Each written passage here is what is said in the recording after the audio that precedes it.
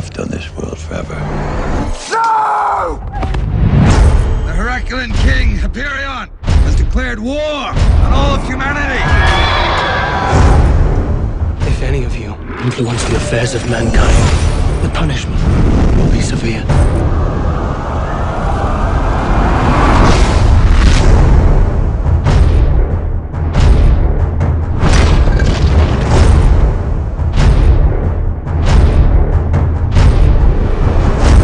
If there is one human who could lead them against Hyperion, it would be Theseus.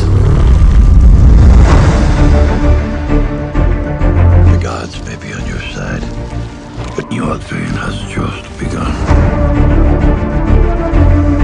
To those whom much is given, much is lost. Today, we are offered something we would never have.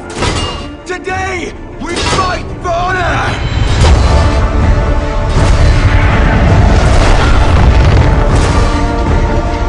Fight for your future. Fight for your children. Fight for immortality.